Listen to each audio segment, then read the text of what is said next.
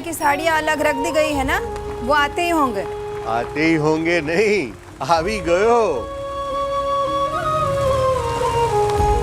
जय स्वामीनारायण राधा बहन। जय स्वामीनारायण नीलेश भाई।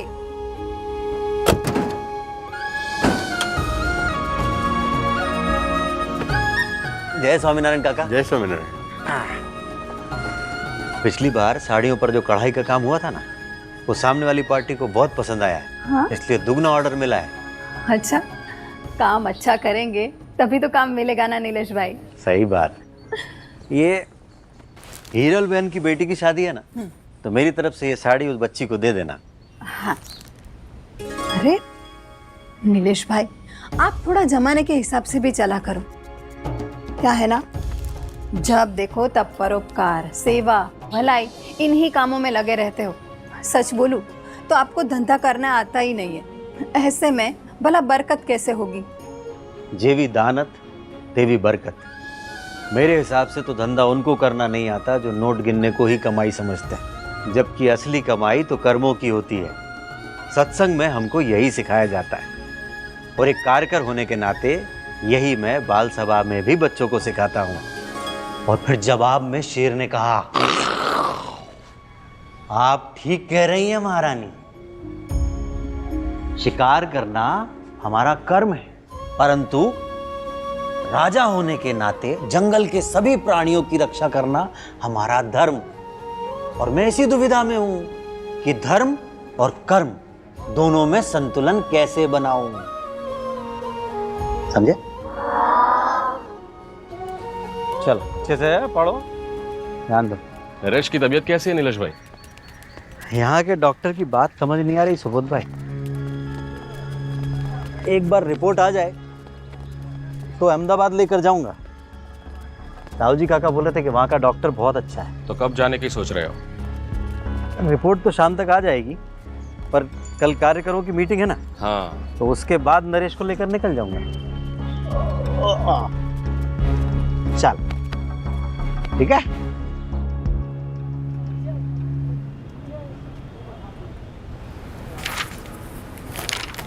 नीलेश भाई, मुंह का कैंसर है, वो भी लास्ट स्टेज का। तंबाकू गुटखा खाएंगे तो देर सबेर ये तो होगा ही। नीलेश भाई सोच लीजिए, कीमो, ऑपरेशन और बाकी सब कुछ मिलाकर 8 से 10 लाख खर्च हो जाएंगे। आप इलाज शुरू कीजिए, पैसों का बंदोबस्त मैं कर लूंगा।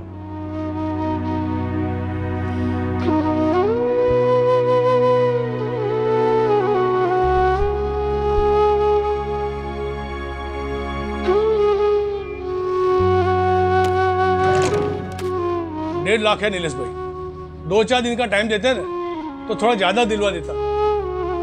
टाइम होता तो इसे बेचता ही नहीं ना मेवल भाई।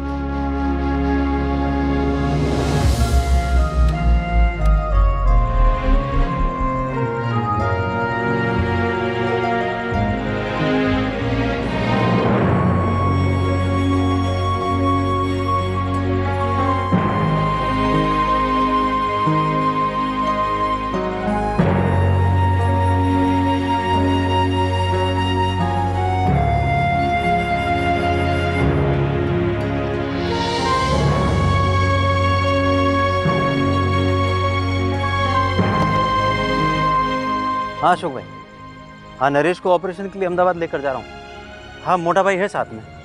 नहीं नहीं, उत्सव सेवा के लिए बराबर टाइम से पहुँच जाऊँगा मैं। हाँ, जय स्वामीनारायण। चल भाई।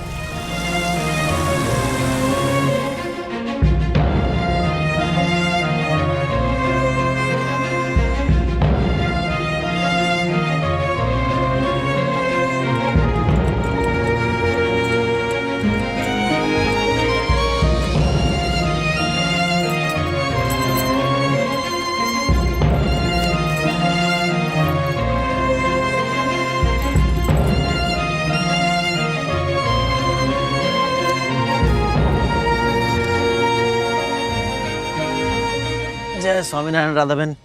जय स्वामीनारायण। जय स्वामीनारायण काका। जय स्वामीनारायण। बैठो बेटा। काका, मैं जल्दी आपकी पाई पाई चुका दूंगा। हाँ बेटा, भरोसा है तुझ पे। और बता, तबीयत कैसी है नरेश की? काका ऑपरेशन तो हुआ है पर ज़्यादा असर नहीं पड़ा है। खर्चा भी काफी हो गया होगा ना? अस्पतालों के चक्कर में व्यापार पे ध्यान भी नहीं दे पा रहा तू। एक बात बोलूं बेटा, जो जहाज डूबने वाला हो उसकी मरम्मत पे खर्चा नहीं किया जाता। जहाज और परिवार में यही तो फर्क है ना काका। जहाज डूबने लगे तो इंसान जान बचाकर भाग खड़ा होता है, पर परिवार डूबे हाथ थाम कर खड़ा हो जाता है। चलो ठीक है, भाई की सेवा की बात तो समझ आई, पर बाकी की सेवाएं तो बंद कर। उससे क्या मिलता है तुझे? काका मुझे क्या मिल रहा है ये तो मैं नहीं समझा पाऊंगा। बस इतना समझ लीजिए, जिस तरह आपके लिए सांस लेना जरूरी है उसी तरह मेरे लिए सेवा करना। मैं BAPS का कार्य करूं और सेवा ही मेरा जीवन है। हाँ, अब अच्छे से याद रखना है। ज़्यादातर बच्चे मंच पर पहली बार प्रस्तुति दे रहे हैं, तो बाल सभा में जो बच्चों ने सीखा है वो ज़्यादा से ज़्यादा लोगों तक पहुंचना चाहिए। उसके लिए हम लोगों को एक एक के घर खुद जाकर निमंत्रण देना है। नीलेश भाई, नीलेश भाई, नीलेश भाई, नीलेश भाई, बहुत ही दुखद समाचार है। नरेश भाई,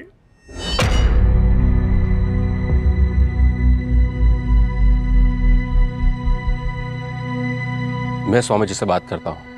हम परसों के बाल परण का कार्यक्रम अगले सप्ताह। सांसों को तो एक ना एक दिन रुकना ही है, पर सेवा चलती रहनी चाहिए। परसों का कार्यक्रम परसों ही होगा।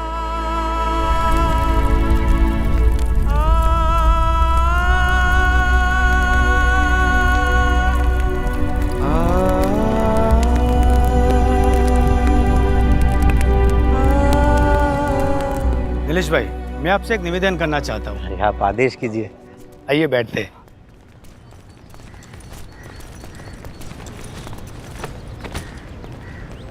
नीलेश भाई, आप संस्था के कर्मठ कार्य कर रहे हैं।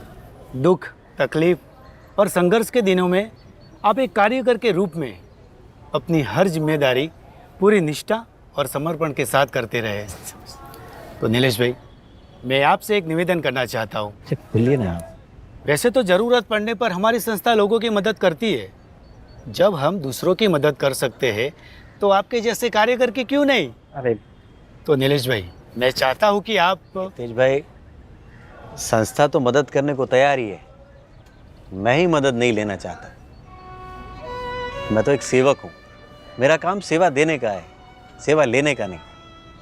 बस मुझे मेरा फर्ज निभाने दीजिए, कर्ज अपने आप चुक जाएगा। पर कैसे? आपका साड़ियों का धंधा तो बंद हो गया।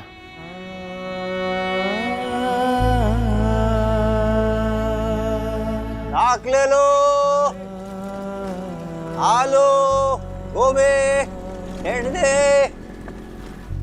ताक ले लो, ताक। ઓ શાકવાળા ભાઈ, નિલેશભાઈ તમે? हंसाबेन, ताजी सब्जी है, ले लो।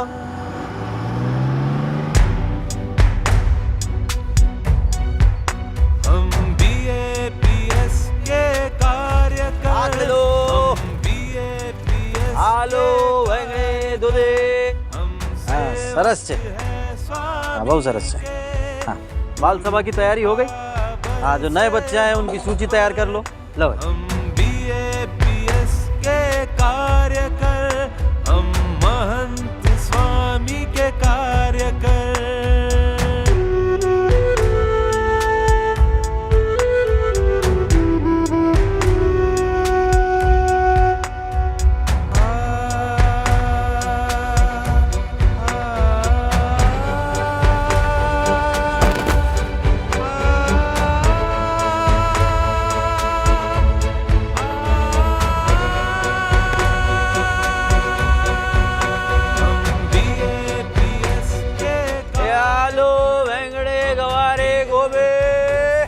हाँ, इस रविवार बच्चों को रिहर्सल के लिए सारंगपुर लेकर जाना है।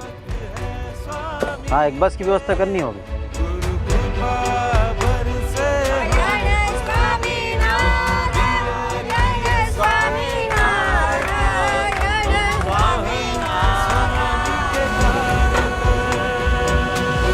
नीलेश भाई, हाँ प्रतीक भाई। आप हर शाम 4 से 6 बजे के बीच में यहाँ मंदिर के सामने अपना ठेला लगाते हैं ना? हाँ क्यों? अरे यही तो असली टाइम है कमाई का। बाकी के सब्जी वाले इसी समय बाजार में ठेला लगाकर अच्छी खासी कमाई कर लेते हैं। बाकी लोगों को मेरी तरह BAPS का कार्यकर बनने का सौभाग्य प्राप्त नहीं हुआ ना प्रथमेश भाई। मंदिर की मरम्मत का काम चल रहा है और संतों से बहुत विनती के बाद मुझे मंदिर की देखरेख करने की सेवा मिली है। अब भला ये मौका मैं कैसे छोड़ सकता हूँ? हाँ, लेकिन इसी के चक्कर में कभी कभी तो आपकी सब्जी बिकती तक नहीं है। अरे कई बार गांव वालों ने आपको अपनी सब्जी यूं ही गरीबों में बांटते हुए देखा है। ऐसे में भला कमाई कैसे होगी? मैं तो अब तक यही समझ पाया हूँ प्रथमेश भाई की असली कमाई कर्मों की होती है, नोटों की नहीं। और आप तो जानते ही हैं कि मैं BAPS का कार्यकर हूँ और सेवा ही हमारा जीवन है।